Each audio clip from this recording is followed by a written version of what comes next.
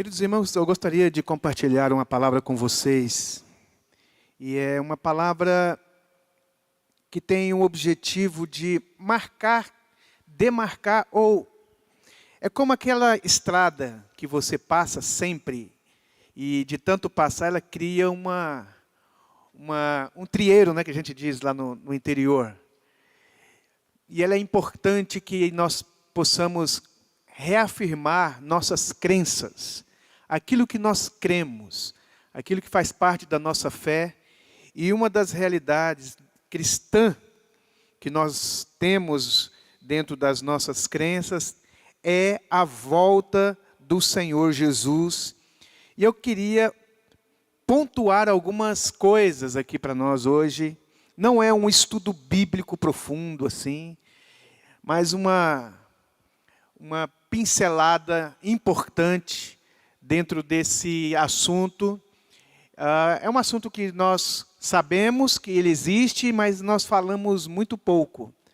Nós falamos pouco a respeito da volta de Jesus, nós cantamos a respeito da volta de Jesus, mas eu gostaria de dar alguns fundamentos aqui a respeito da vinda de Jesus. É verdade que este assunto é complexo, é um assunto sobre a volta de Jesus que existem várias escolas. Eu não vou me preocupar com nenhuma delas, porque todas as escolas teológicas, elas creem da mesma maneira: Cristo voltará. Como será essa vinda? Há muitas divergências e eu não vou me preocupar com elas. Mas falar do que eu acredito, e me sinto muito à vontade, porque de certa forma eu ouvi o bispo Josué em uma oportunidade falando alguma coisa semelhante a isso, de maneira que eu me senti confortável por crer do mesmo jeito. Quero começar a minha palavra aqui com vocês na primeira carta de Paulo aos Coríntios, capítulo 11, a partir do versículo 23. 1 Coríntios, capítulo 11, o versículo 23 diz assim: Porque eu recebi do Senhor o que também vos entreguei, que o Senhor Jesus, na noite em que foi traído, tomou o pão, e tendo dado graças, o partiu e disse: Isto é o meu corpo que é dado por vós, fazei isto em memória de mim. Por semelhante modo, depois de o haver ceado, tomou também o cálice, dizendo: Este cálice é a nova aliança no meu sangue, fazei isto todas as vezes que o beberdes em memória de mim. Porque todas as vezes que comerdes este pão e beberdes o cálice, anunciais a morte do Senhor até que Ele venha. Vamos dizer essa frase: até que Ele venha? Até que Ele venha. Anunciai a morte do Senhor até que Ele venha. O que vai acontecer? Ele vem. Interessante que Jesus colocou uma cerimônia na nossa relação com Ele, que é o ceiar, a refeição. Hoje a gente come um pedacinho de pão e bebe um pouquinho de vinho. No início da fé cristã era realmente uma refeição. E no meio dessa refeição, então, Jesus diz que há uma refeição que Ele gostaria que nós fizéssemos juntos, a ceia, para memória, para lembrarmos. Por quê? Porque se nós não tivermos alguma coisa para nos fazer lembrar, nós temos uma tendência de esquecer. E é muito importante estes fundamentos. E uma das coisas que Ele quer que a gente se lembre é que Ele vem.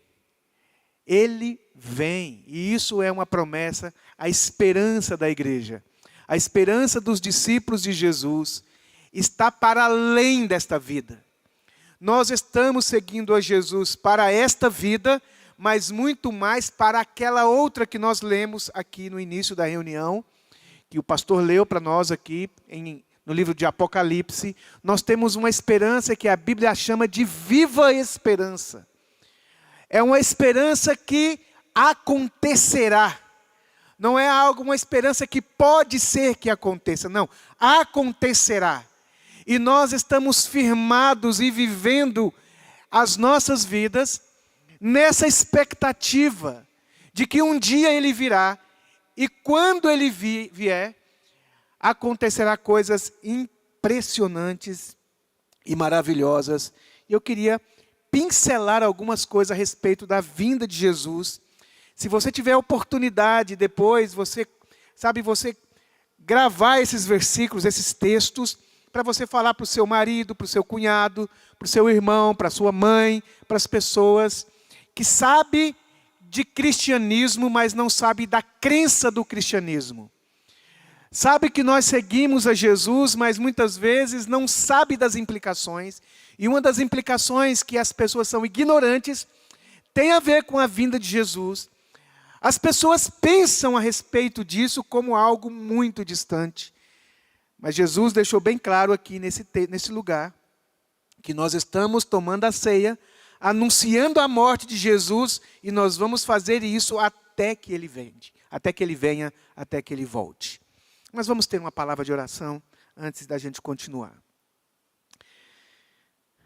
Pai querido, eu te peço a Tua palavra nessa noite, que ela nos abençoe, que ela seja uma instrução para o nosso coração, que ela seja aplicada dentro da nossa alma, das nossas vidas, e que nós possamos sair daqui edificados com ela, em nome de Jesus. Amém. Vamos dizer o tema? Mais uma vez, a volta de Jesus.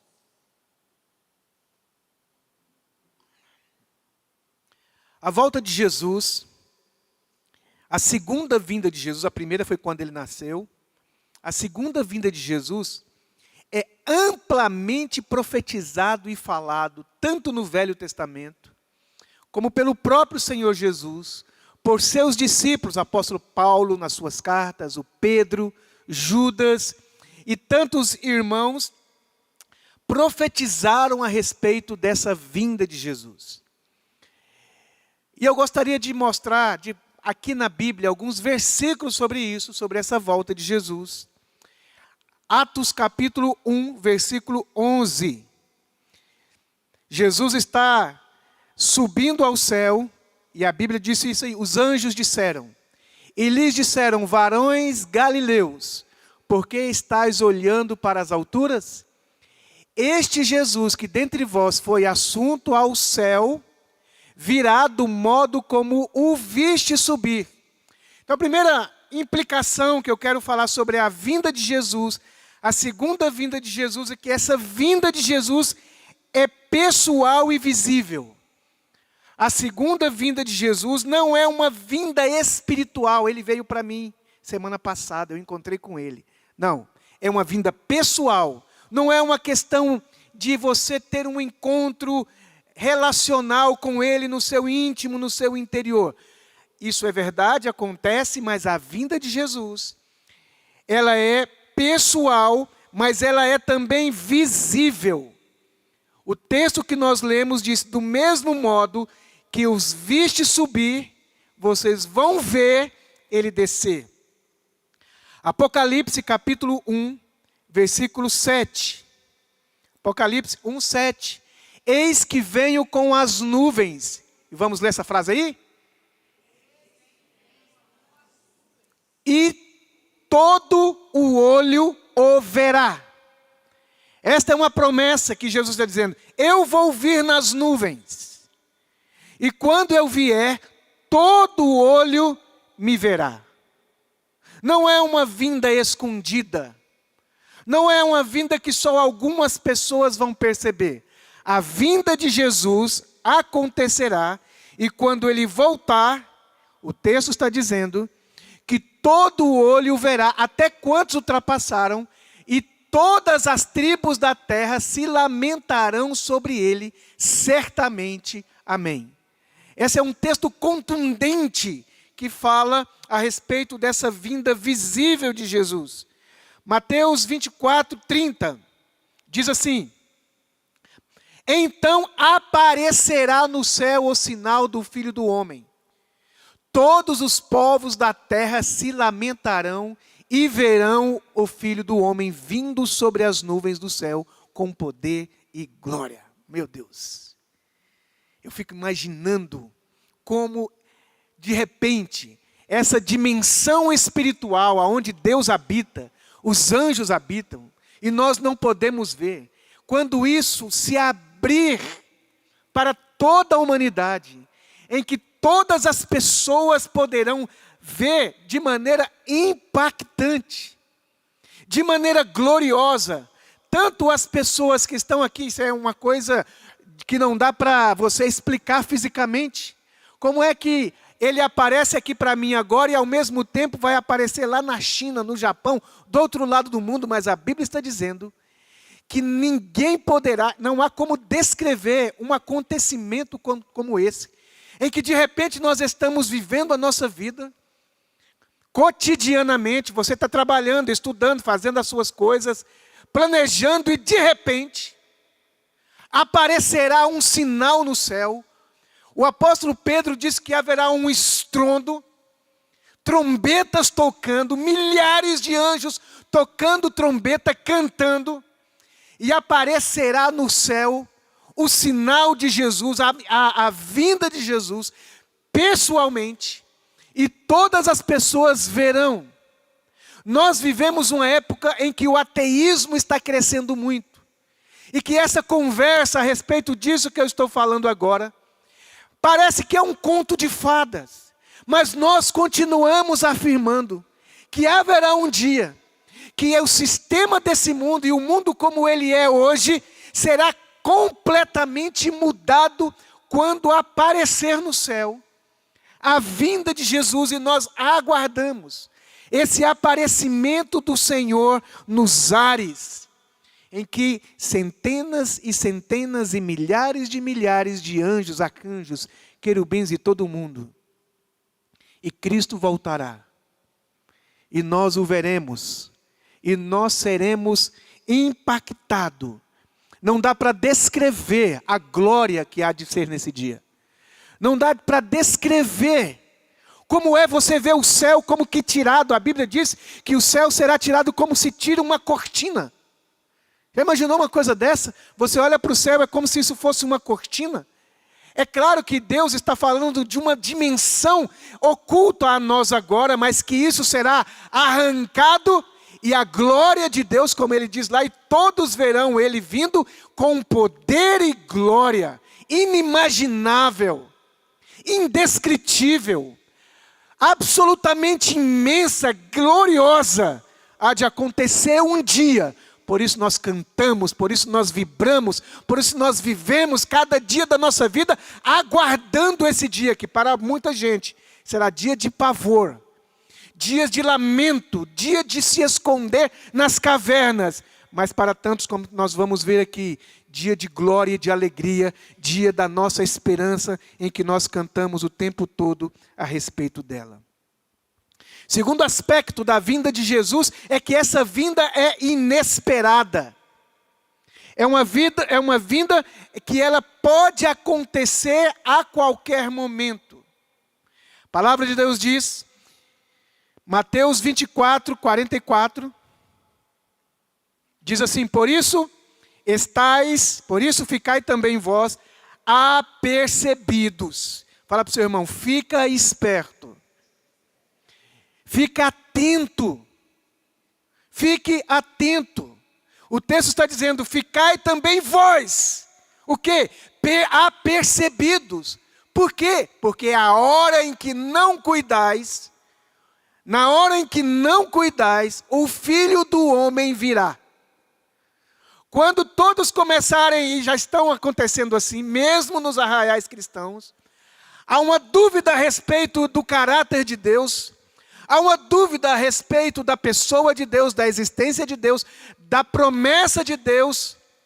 E a Bíblia está dizendo que o mundo será pego de surpresa, e ele aparecerá, e que ele está dizendo para nós, os seus discípulos, vocês não fiquem perdidos no mundo como se ele não viessem. Fiquem atentos, com as malas prontas, vivendo como cada dia esperando a sua vinda. Irmãos, graças a Deus que o Espírito Santo move nos nossos corações. Mas lá no meu serviço, no meu trabalho, ou em qualquer lugar, quando eu estou assim, com as pessoas, alguém pergunta assim, Robson, você vai subir agora? Eu falei assim, não sei se é agora, mas eu estou esperando, pode ser a qualquer momento. Eles olham assim para mim, eles não são cristãos. Eu falei, como assim? Eu estou esperando e pode ser, e eu estou torcendo para que seja agora, porque eu estou esperando ele voltar, e quando ele voltar, você pode ter certeza que eu vou subir, eu só estou esperando ele voltar. Todo dia eu penso nisso. Há dias que eu choro, que eu clamo, que eu falo, ó Jesus, volte. No último ponto eu vou falar mais sobre isso. Ó Senhor, volte. Até quando o Senhor virá? Quando é que o Senhor vai voltar? Eu estou te esperando. Não é que nós cantamos? Nós cantamos, eu acho que foi hoje de manhã, ou íamos cantar. Eu estou te esperando, vem. Maranata. Não tem uma canção assim? Eu estou te esperando. Quantas pessoas, mesmo dentro da igreja, estão como que... Jesus contou a parábola das mulheres virgens e das loucas, que se adormeceram, de servos que esqueceram que o seu Senhor iria voltar, e começou a viver dissolutamente. A palavra de Deus diz, vivam apercebidos, porque na hora em que não cuidais, o Filho do Homem virá. Lucas 12:14. Lucas 12:14 diz assim, mas Jesus lhes respondeu, o homem que me conte... 40, querida, perdão. 12:40. Ficai também vós apercebidos, porque a hora em que não cuidais, o Filho do Homem virá. Tessalonicenses 5:2. 1 Tessalonicenses 5:2.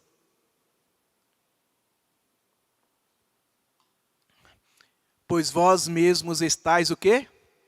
Inteirados. Olha, mas espera aí. Ali o texto está dizendo que na hora que não cuidais, o Filho do Homem virá. Mas aqui ele está dizendo que nós estamos inteirados com precisão de que o dia do Senhor vem como ladrão de noite. Pode continuar. Quando andarem dizendo paz e segurança, eis que lhes sobrevirá repentina destruição, como vem as dores de parto, a que está para dar à luz, e de nenhum modo escaparão. Presta atenção. A mulher fica grávida, certo? Ela fica grávida. Você não sabe que horas, quando. Dá para saber mais ou menos o mês, não é isso? A gente sabe que quando uma mulher está grávida, o filho vai nascer. E uma mulher, quando está grávida, mais a sua família, toda ela, a família, o marido, a mãe da mulher, a mãe, o pai, toda aquela família perto ali, os amigos, vivem na expectativa de que aquela criança vai nascer. A gente pergunta, você está de quantos meses? Ela é lembrada pelo próprio corpo. Ela é lembrada pelas próprias roupas que vestem. Ela é lembrada o tempo todo pelas pessoas. Nós homens temos muita dificuldade de perguntar se está grávida, né? A gente só pergunta quando não tem jeito de... Está grávida mesmo. Um dia a irmã foi pregar numa igreja, a irmã veio pedir oração, eu fui pregar. Eu falei assim, ô querida, que bênção e tal, tudo bem? A irmã está grávida. Eu falei, não estou, pastor, não posso engravidar. Eu falei, ai, Jesus. Mas 9 meses depois ela ficou grávida, acredita?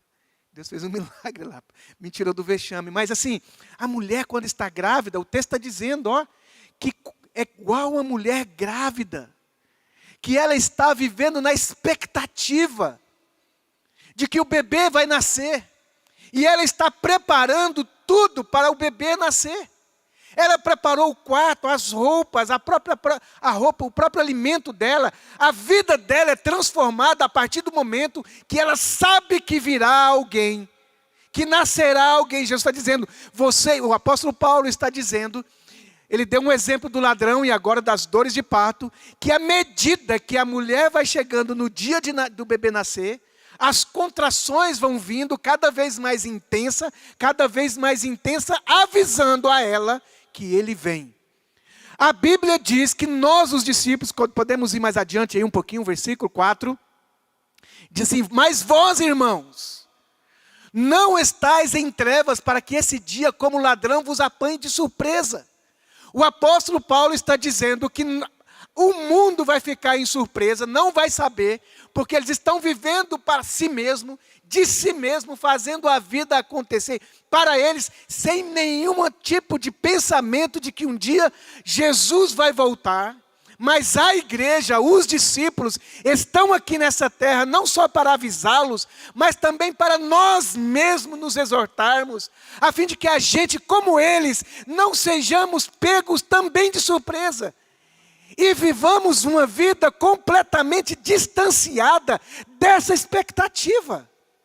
É como aquele homem que chegou assim para o Tancredo Neves e disse assim: ô, seu Tancredo Neves, o senhor tem um dinheiro aí para me emprestar? A minha esposa vai ter filho agora e eu estou assim, desprevenido. Ele diz: meu filho, você que sabe há 9 meses que o menino vai nascer e está desprevenido, imagina eu que estou sabendo agora.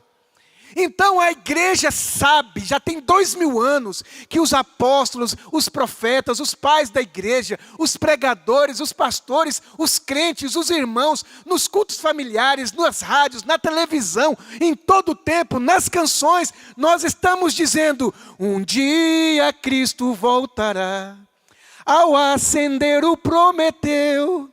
Do modo que subiu virá, há de ver o Rei Jesus, o povo seu. Muito em breve sim, Jesus, alegre o verá. Está feio demais, mas é isso mesmo. Tirei muito alto. Mas vós não estáis desapercebido. Nós sabemos que Ele voltará. Haverá sinais da sua vinda. Há muitos sinais que não é o meu texto hoje, não é a minha pregação hoje sobre os sinais da vinda de Jesus, mas há sinais que apontam a vinda de Jesus, e um dos sinais fortes a respeito da vinda de Jesus é o esfriamento do amor. É a apatia das pessoas. É o desinteresse pelo reino de Deus. Jesus disse: porventura, quando o Filho do Homem voltar, encontrará fé, vai encontrar religião, vai encontrar as igrejas abarrotadas de gente, mas sem fé, vai encontrar muitas crendices nas pessoas, mas sem fé absoluta, firme, contundente, que transforma a vida totalmente. Então existem muitos sinais. Terceiro aspecto da vinda de Jesus: haverá ressurreição dos mortos. Irmãos, imagina. Vamos ler os textos aqui. João 5, 28 e 29. Evangelho de Jesus que João escreveu. Que não vos maravilheis disto, porque vem a hora em que todos os que se acham nos túmulos ouvirão a sua voz, a voz de Jesus, e sairão. Os que tiverem feito o bem para a ressurreição da vida, e os que tiverem praticado o mal para a ressurreição do juízo.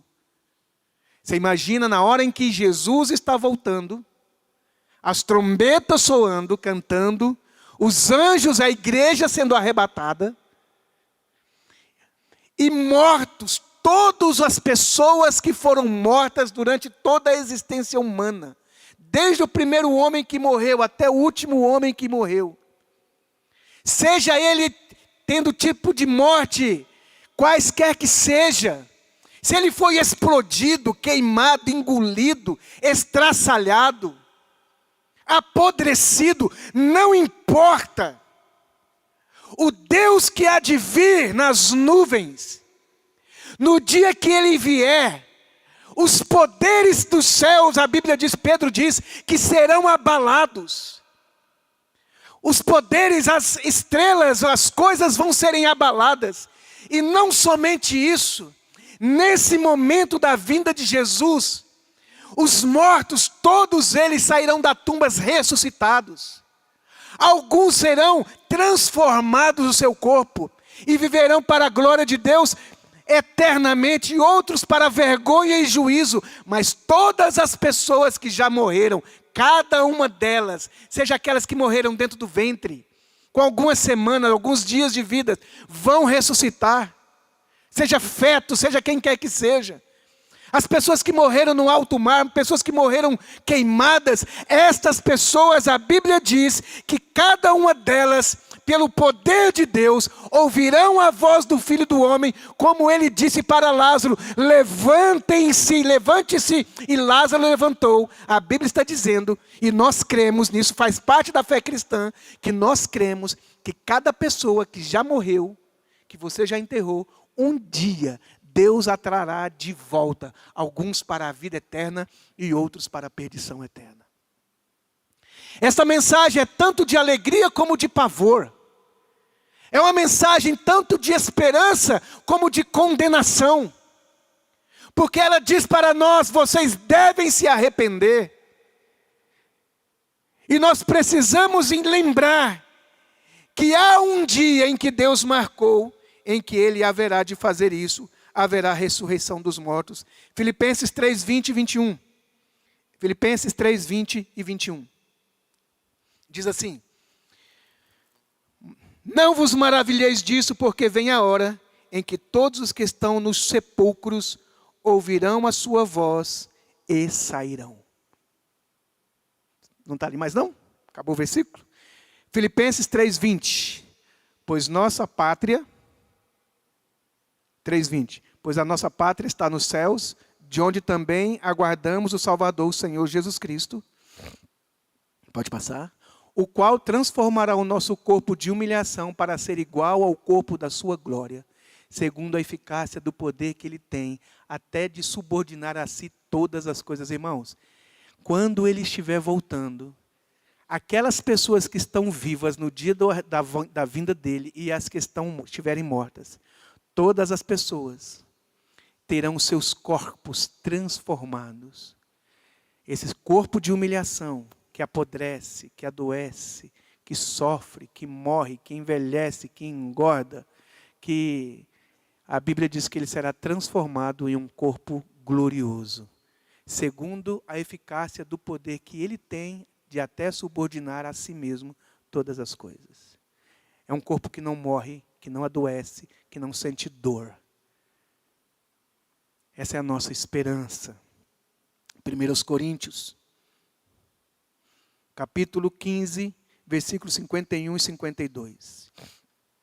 1 Coríntios 15, 51 e 52 diz assim: eis que vos digo um mistério, nem todos dormiremos. É uma expressão paulina para dizer que nem todos vamos morrer. Pode ser que na vinda de Jesus algumas pessoas ou muita gente vão estar vivas. Então Paulo está dizendo que no dia que Jesus voltar, nem todo mundo vai estar morto. Mas transformados seremos todos. No momento, no abrir e fechar de olhos. Presta atenção. A ciência não dá conta de fazer nada. Imagina.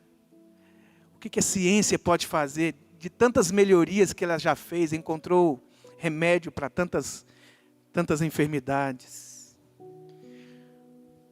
O que é difícil para Deus fazer uma pessoa que foi explodida, uma pessoa que morreu há 4.000 anos atrás, há 5.000 anos atrás.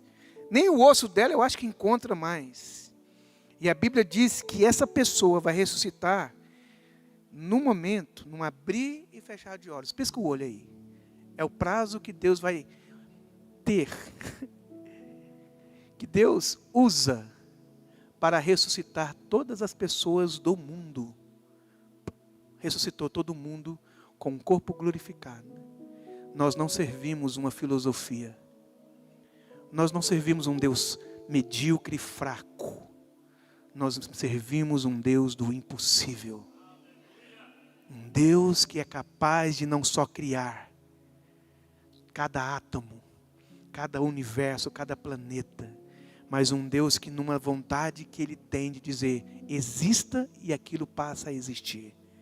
E Ele diz, venha à existência todos no momento, no abrir e fechar de olhos, ao ressoar da última trombeta, a trombeta soará. Vamos dizer isso bem forte? A trombeta soará. Os mortos ressuscitarão incorruptíveis e nós seremos transformados. Você acha que a nossa fé cristã é largar de beber? É largar de fumar? É mais do que isso. é infinitamente mais do que isso. Você acha que é vir para a igreja, para um prédio? Você não sabe, as pessoas não imaginam o que é que nós cremos. O que é que nós trazemos no bojo da nossa fé. No nosso coração, essa viva esperança. Quarto e penúltimo. Haverá o juízo final. No dia da vinda de Jesus, eu sei que existem crenças. Eu sei que estou atropelando aqui grande tribulação. Muita coisa que eu estou atropelando aqui, não estou dizendo sobre elas. Milênio, alguns creem que são literais, outros que não são literais. Que nós vamos passar ou não vamos passar pela grande tribulação. Que o arrebatamento é antes, a vinda de Jesus é outra coisa. Para mim isso não interessa, irmão. O que interessa para mim é saber que tudo isso vai acontecer em algum momento. Em algum momento isso vai acontecer. E no dia que acontecer, a Bíblia diz, João 12:48. João 12:48. Jesus falou, quem me rejeita e não recebe as minhas palavras, tem quem o julgue, a própria palavra que tenho proferido. Essa o julgará quando? No último dia. Pode viver a vida do jeito que quiser. A Bíblia diz assim, ó, aquele que é sujo, suje-se mais ainda. Mas aquele que é puro, purifique-se mais ainda. Não vai ficar por isso. Eu tenho falado com o Lucas, meu filho. O dia do juízo é necessário porque não vai ficar por isso. Cada assassinato, cada tipo de destruição que os seres humanos fizeram contra os outros e contra Deus. Cada injustiça praticada. Cada ação que foram feitas contra a mulher, contra homens, contra os negros, contra os pobres, contra as pessoas, que pisaram, que humilharam, que tiraram o direito das pessoas de irem e vir, nações que usurparam o direito de outras nações, povos que humilharam outros povos, escravizaram, mataram, gritaram contra Deus. Deus vem tendo misericórdia. A Bíblia diz que Deus é misericordioso. Um dia para Ele é como 1000 anos, e 1000 anos como um dia. Não quer que nenhum se perca. Ele não tarda a sua vinda como alguns a tenha por tardado, mas Ele está esperando para que não haja nenhum perdido. Mas Jesus falou que haverá um dia marcado em que Ele há de julgar. Pode viver a vida do jeito que você quer viver, mas vai chegar um dia em que alguns vão receber a recompensa eterna e outros o juízo eterno. Jesus que crucificou, que foi crucificado e que amou o mundo de tal maneira é que está falando. Tenho proferido as palavras que eu tenho dito, que eu estou falando para você. No último dia eu vou lembrar você dela. Romanos capítulo 14:10.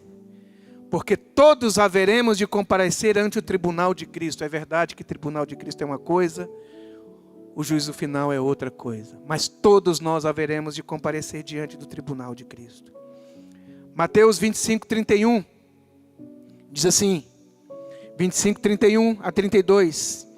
Quando vier o Filho do Homem na sua majestade, e todos os anjos com ele, então ele se assentará no trono da sua glória. Ele vai vir, todas as nações serão reunidas na sua presença. Não é assim, ele veio em 30 segundos e voltou, não. Não foi assim, ele veio aqui num relâmpago e foi embora e quase que...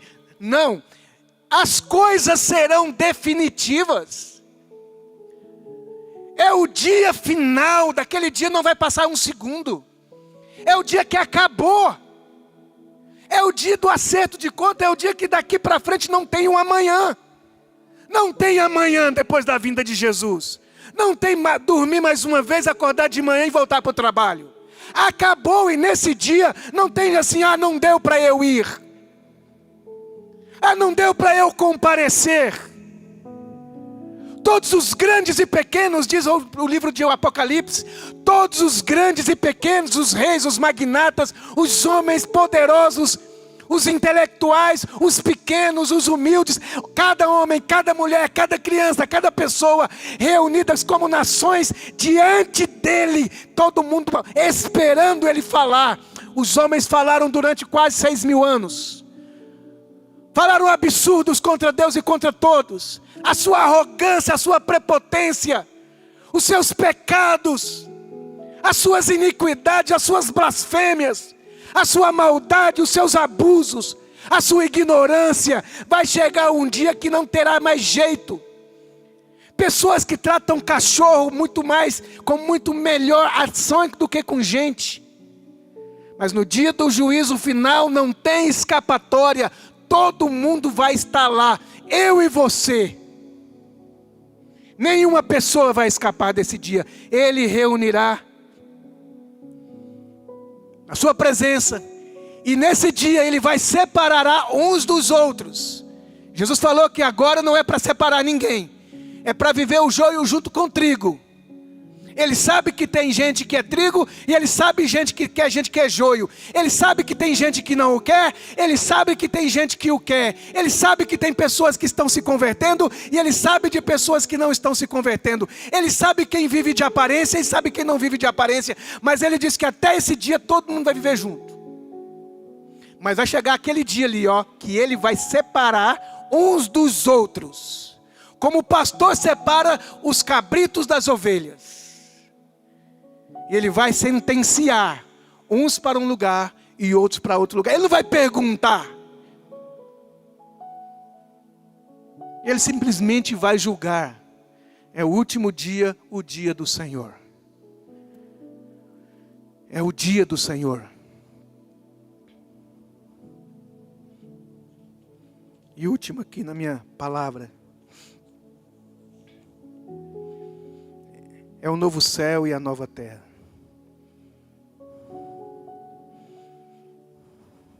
Isaías 65:17.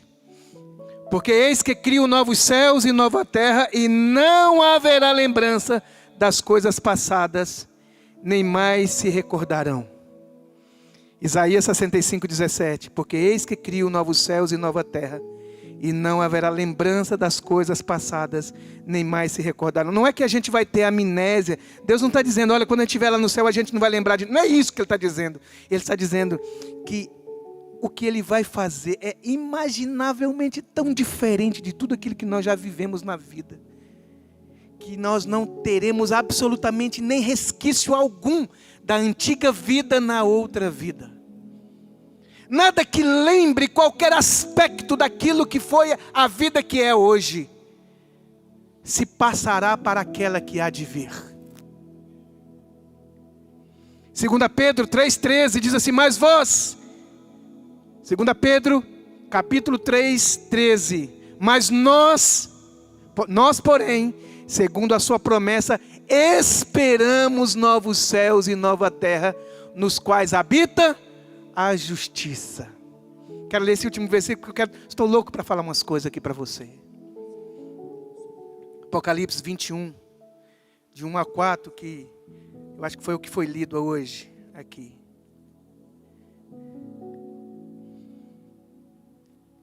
Vi novo céu e nova terra. Oh, meu Deus.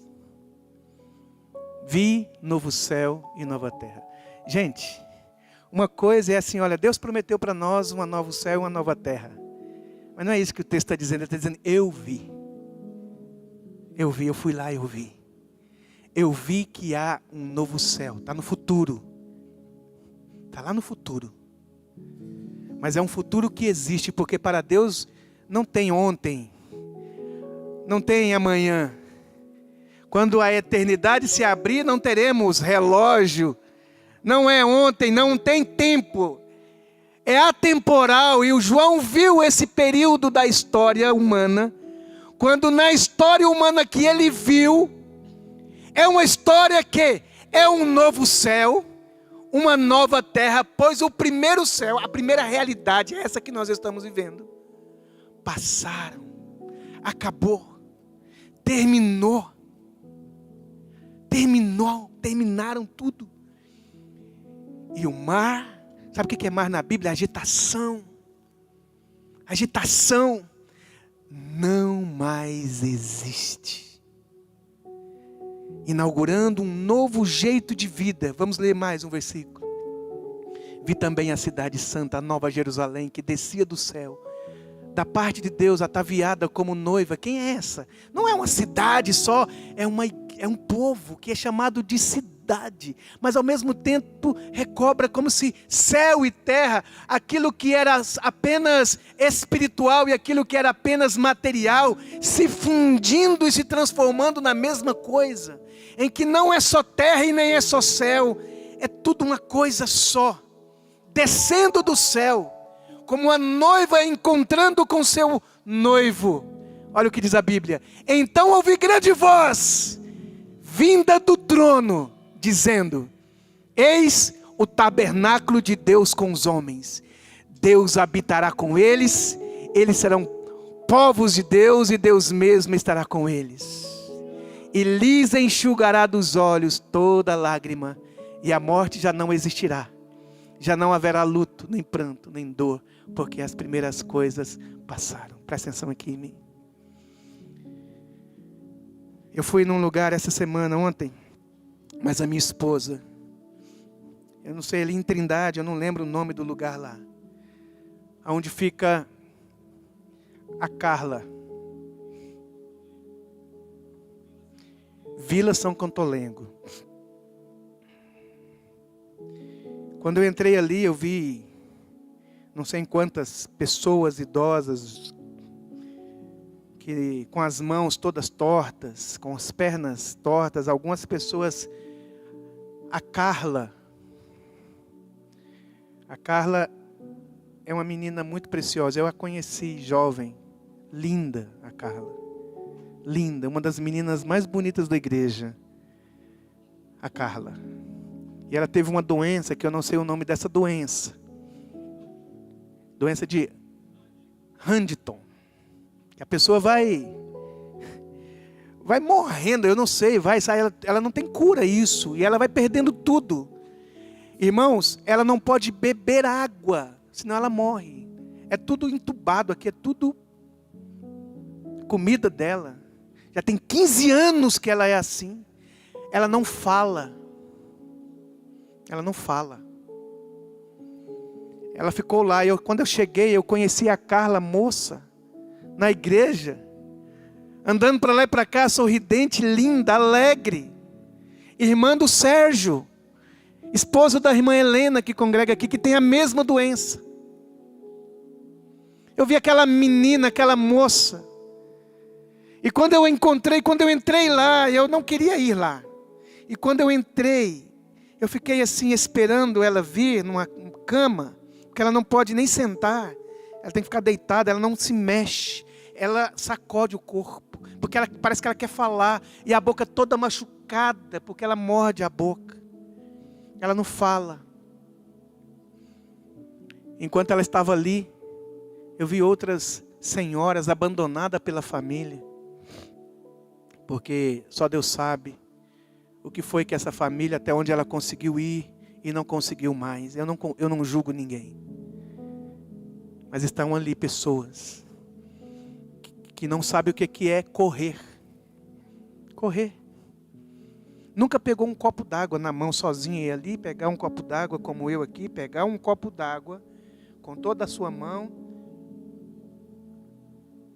e engolir. Eu fico imaginando o sofrimento da família.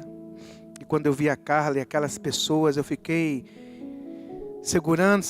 E quando a Carla chegou na cama, e a hora que eu fui para o rumo da Carla, eu dei meia volta e eu não consegui segurar. Eu chorei muito.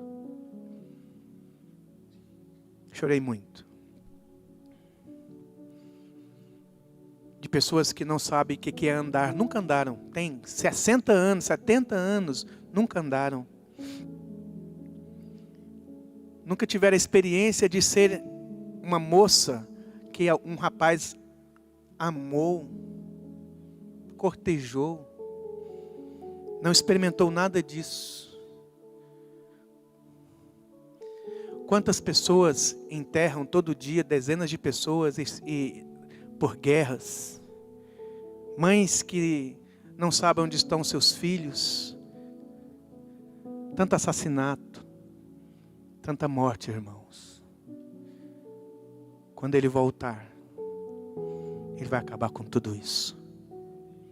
Não haverá aleijados, não haverá doenças, não haverá cegueira. Você imagina o cara que nunca enxergou na vida? E a primeira vez que ele vai enxergar, será o novo céu e a nova terra. A pessoa que nunca andou na vida, é a primeira vez que ele vai andar num corpo glorificado. Eu fico imaginando a Carla, o pai da Carla que já morreu. Cada pessoa que já não estão aqui, ou aquelas pessoas que estão vivendo uma vida tão indigna aqui nesse mundo aqui, que não tem casa para morar, que não tem para onde voltar, que não tem abrigo, que não sabe o que é uma cama quentinha, uma comida quentinha, que come terra, meus irmãos, que vive em pobreza extrema.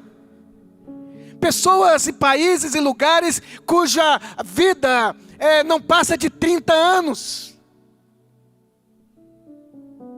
Quando Ele voltar, Ele vai acabar com a injustiça de uma vez para todas. Não é diminuir, é que não vai ter mais injustiça. Não é que a dor vai diminuir, não teremos dores, nem dores emocionais, nem dores físicas. Não saberemos o que é isso para toda a eternidade, sem fim. Não é que nós vamos ficar lá como roupas de branca, aquelas roupas brancas brilhosas assim, igual uns bestas coloca aí na internet, umas roupas brancas, nas nuvenzinhas brancas, a gente com uma cornetinha besta tocando. Não, é inimaginável o tipo de vida que nós vamos viver para sempre. Para sempre. Eu vou abraçar e beijar muito a Carla. Eu quero dizer, Carla, eu falei para a mãe dela, minha irmã, ela estava chorando, ela não deu conta de ir embora, porque chegou a hora de ir embora. A mãe dela tem que ir embora e deixar a filha dela lá, vai ver daqui uma semana. Parece uma eternidade. Eu sei o que é ficar sem mãe, sem pai. Eu sei mais ou menos o que é despedida quando todo mundo vai embora e você fica no seu inferno. Que parece que é pior.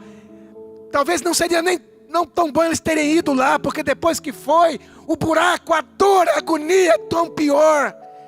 E essa mãe vai ter que vir para casa e ela não deu conta de olhar para trás direito. A minha esposa e eu abraçamos ela, e eu apertei ela no meu colo e eu disse, minha irmã, não é para sempre. Essa dor não é para sempre, minha irmã. Um dia aparecerá no céu o sinal do Filho do Homem. E este corpo de humilhação, no momento será transformado num corpo de glória. E as coisas velhas vão ficar para trás. E nós nem lembraremos dela mais. E viveremos numa vida que é chamada de vida eterna. Vida abundante. Começa aqui dentro da nossa alma, do nosso coração. Mas a gente olha para frente e diz, é meu, eu estou esperando. É para mim e para todos aqueles que creem no nome de Jesus Cristo. Não estamos oferecendo cebola podre. É vida eterna. É salvação eterna. É glória eterna, é ressurreição dos mortos. É vida que vence a morte. É luz que vence a escuridão. Que riqueza você pode encontrar em qualquer lugar que seja semelhante sequer a isto. Aleluia. Quero falar para vocês, para terminar aqui minha parte, a diferença entre a primeira e a segunda vinda de Jesus. Eu quero só ler para você. Na primeira vez que Jesus veio a este mundo, Ele veio humilde, nascendo numa manjedoura e vivendo como servo. Na segunda vinda Ele virá com glória e poder para governar. Na primeira vinda Ele veio como um servo sofredor. Ele foi humilhado, Ele foi espancado, Ele foi cuspido, Ele foi zombado. Os pecadores fizeram dele coisas que não se faz a ninguém. Mas na segunda vinda Ele virá como um rei glorioso, majestoso, soberano, assentado no seu trono. Na primeira vez ele veio para salvar os pecadores. E para isso ele teve que se sangrar. Ele sangrou até seu último sangue. Ele teve que suspirar, respirar. Ele teve que se revestir de um corpo mortal. Mas na segunda vinda ele virá para julgar os vivos e os mortos. Na primeira vinda ele foi crucificado. Na segunda vinda ele se assentará no trono para reinar. Na primeira vinda ele trouxe paz entre os homens. Mas na sua segunda vinda ele derrotará os inimigos de Deus para todo sempre. Na primeira vinda ele veio como um cordeiro. Na segunda vinda ele virá como leão da tribo de Judá. Na primeira vinda ele veio como um ninguém. Um desconhecido. Quem é esse? Mas na segunda vinda ele virá e terá na sua coxa escrito Rei dos Reis, Senhor dos Senhores. Na segunda vinda, na primeira vinda, apenas alguns o reconheceram. Mas na segunda vinda todo olho o verá.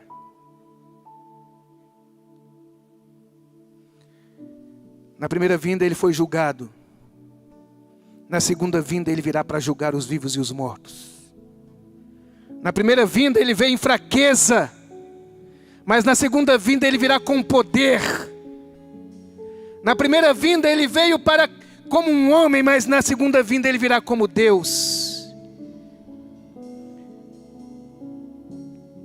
Na primeira vinda ele veio semear. Na segunda vinda ele virá colher. Eu aguardo esse dia. Eu espero esse dia. O dia que meu Redentor, o meu Senhor, o meu Salvador, aquele que deu a sua vida por mim, Ele aparecerá. Imenso, majestoso. Não é um homenzinho de 1,80 m. Com uma coroa de espinho na cabeça. Com a cruz. Isso já foi na primeira vinda. Ele virá majestoso. Ele virá majestoso, glorioso. Glorioso. Sobre o seu trono. O universo aos seus pés. Todos os seres viventes cantando, hosana, glorificando o nome dele, onde ele vai estabelecer para sempre o seu reino entre nós. E Jesus disse: anuncie a minha morte até que eu venha, e ele virá. Aleluia. Você pode aplaudir a palavra de Deus nessa noite. Você pode aplaudir a palavra. Vamos ficar de pé. Louvado seja o nome de Jesus. Louvado seja o nome de Jesus. Nós vamos cantar uma canção, um pedaço de uma canção sobre isso. Eu gostaria que você deixasse o seu coração dizendo: ó Deus, eu quero também ficar de malas prontas, Senhor. Eu quero esperar esse dia glorioso. Eu quero viver cada dia da minha vida respirando esse ar. Por enquanto, eu vivo uma vida de sofrimento, sim. Mas o apóstolo Paulo diz assim: mas a nossa leve e momentânea tribulação não pode ser comparada ao eterno peso de glória que em Cristo há de ser revelada em Cristo Jesus, o nosso Senhor. Olha aqui, continue firme, hein? Continue firme na sua jornada. Por que você não está seguindo um abacaxi podre? A sua fé não é baseada em coisas que não têm substância, que não tem relevância. A nossa fé é baseada no Deus vivo. Vale a pena você perder tudo para você ganhar aquilo que você não pode ser tirado de você. Amém, queridos?